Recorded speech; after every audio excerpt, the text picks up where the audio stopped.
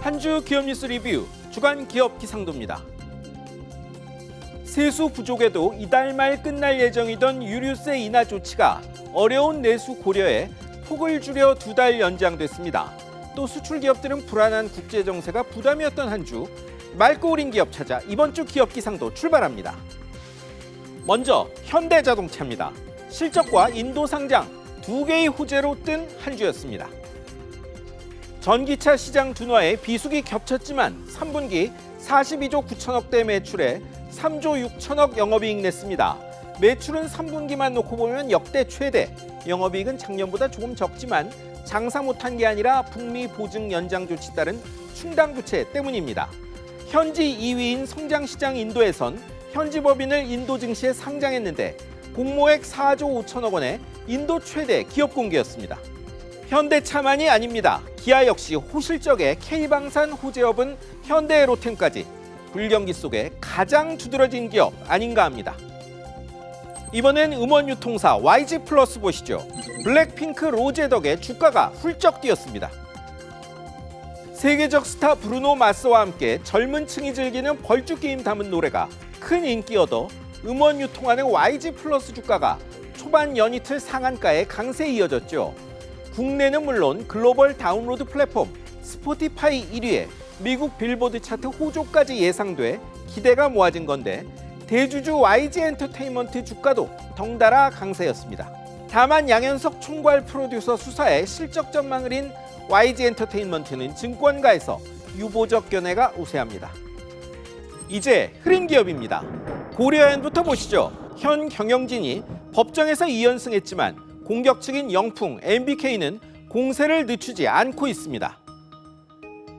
고려아연 자사주 매입 막아달라는 영풍, MBK 신청을 법원이 다시 기각해 매입 제한이 없어졌습니다. 최윤범 회장 측은 영풍이 가처분 걸어 주주들에게 자사주 매입에 주식 못 팔게 될 것처럼 속여 자사주 매입보다 싼 값에 지분 사들인 것은 불법이라며 금융감독원에 진정했습니다. 반면 영풍, MBK는 가처분 기각이 최종 위법 판단 아니라며 본안 소송까지 가겠답니다. 여전히 안개 속인 승부에 회사는 불확실성 해소 못했습니다. 표대결 비롯한 장기간 분쟁 가능성에 대한 우려가 나옵니다. 이번엔 대형 게임 기업 NC소프트입니다. 해외 발표 게임 호조에도 구조 조정 소식 전해졌습니다. 게임 스론 앤 리버티 해외 반응 좋다지만 실적 회복엔 한계 있다며 대대적 분사 추진합니다. 인공지능과 신작 게임 개발까지 4개사가 분리되는데 성과 낮으면 포기하는 것 아니냐는 분석 나옵니다. 상반기 지원 조직 대상 권고사직 이어 개발 조직 포함해 희망 퇴직 검소 예상되는데 시행되면 12년 만입니다. 고수익의 상징이던 대형 게임 기업도 히트작 부재에 타격 못 피한 겁니다. 산이 높으면 골도 깊다는 말을 실감합니다. 다음은 LS증권과 현대건설입니다. 부동산 관련 미공개 정보로 이익 얻은 임원 때문에 강제 수사 시작됐습니다. 지난주 검찰이 LS증권 압수수색했죠. 한 임원이 부동산 대출 주선하며 알아낸 개발 정보로 자신이 지배하는 회사 통해 해당 사업 시행사 최대 주주의 전환 사채를 산 뒤 시행사와 관련 회사에 500억 원에 팔아 거액 챙겼다는 게 수사 의뢰한 금융감독원 설명입니다. 본인 회사 통해 시행사들의 돈 꿔주며 최고 금리 넘는 고리받은 혐의도 있죠. 시공사 현대건설도 압수수색 대상이었습니다. 문제의 임원은 휴직 중이라는데 양사 모두 말 아꼈습니다. 신속한 수사로 사실 밝혀지길 기대합니다. 마지막은 배달의 민족입니다. 수수료 인상과 고배당으로 국정감사에서 공개 난타당했습니다.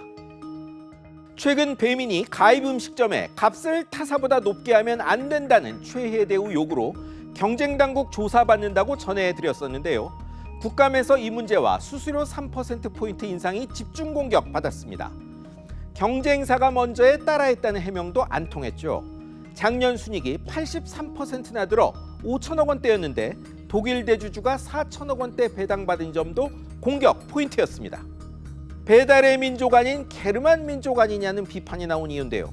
무료 배달이란 말 금지해야 한다는 지적도 있었습니다. 음식점이 배달비 내니 공짜 아니란 겁니다. 배달앱들 정말 이대로는 힘들 것 같습니다. 가속하는 고령화에 60대 취업자가 전 연령대 1위가 됐습니다.